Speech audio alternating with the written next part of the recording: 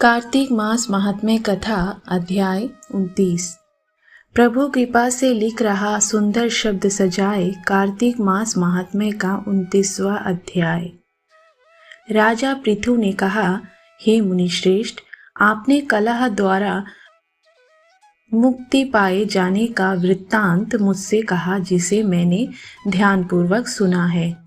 हे नारद जी, यह काम उन 2 नदियों के प्रभाव से हुआ था। कृपया यह मुझे बताने की कृपा कीजिए। नारद जी बोले, हे राजन, कृष्णा नदी साक्षात भगवान श्री कृष्ण महाराज का शरीर और वेणी नामक नदी भगवान शंकर का शरीर है।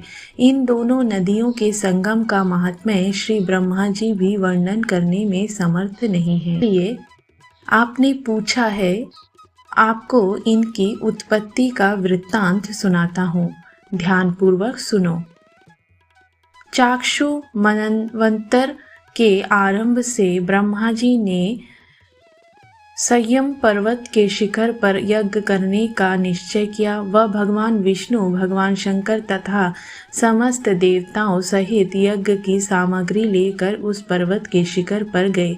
महर्षि भृगु आदि ऋषियों ने ब्रह्म मुहूर्त में उन्हें दीक्षा दे किया। तत्पश्चात भगवान विष्णु ने ब्रह्मा जी के भार्य त्वरा को बुलवाया। वह बड़ी धीमी गति से आ रही थी। इसी बीच से भृगु जी ने भगवान विष्णु से पूछा, हे प्रभु, आपने त्वरा को शीघ्रता से बुलाया था, वह क्यों नहीं आई?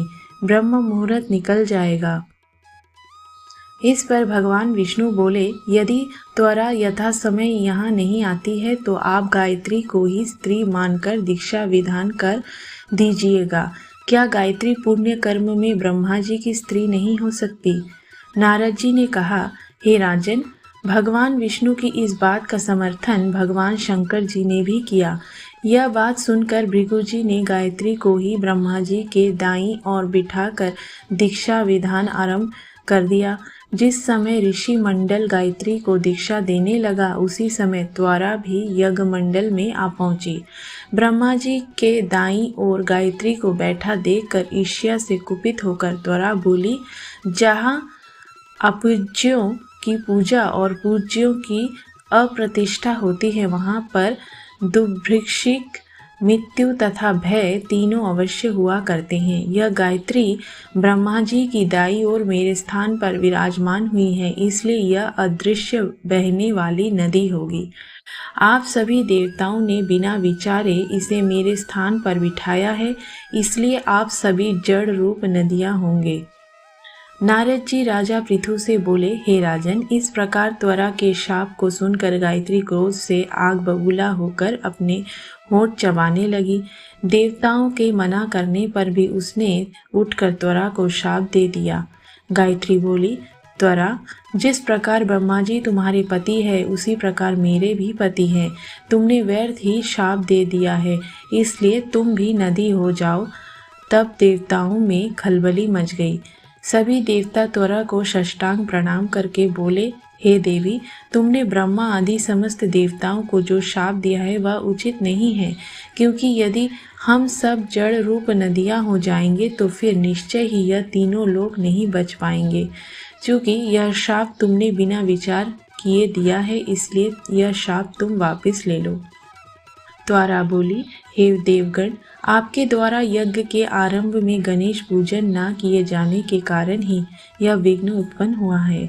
मेरा यह शाप कदापि खाली नहीं जा सकता, इसलिए आप सभी अपने अंगों से जड़ीभूत होकर अवश्य में नदियां बनोगे। हम दोनों सौतने भी अपने अपने वंशों पश्चिम में बहने वाली नदियां बनेंगी।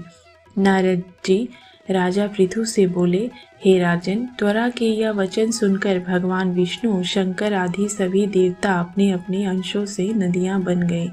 भगवान विष्णु के अंश से कृष्णा, भगवान शंकर के अंश से वेणी तथा ब्रह्मा जी के अंश से ककुदमवती नामक नदियां उत्पन्न हो गई।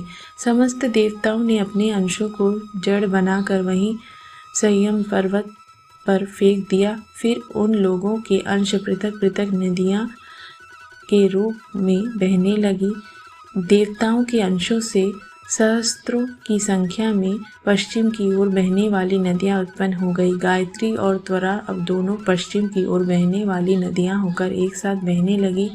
उन दोनों का नाम सावित्री पड़ा। ब्रह्मा जी ने यज्ञ स्थान पर भगवान विष्णु तथा भगवान शंकर की स्थापना की।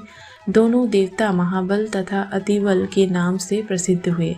हे राजन, कृष्णा और वेणी नदी की उत्पत्ति का यह वर्णन जो भी मनुष्य सुनेगा या सुनाएगा उसे नदियों के दर्शन और स्नान का फल प्राप्त होगा। कार्तिक मास महात्म्य कथा अध्याय 29 इति। ओम नमो भगवते वासुदेवाय नमः।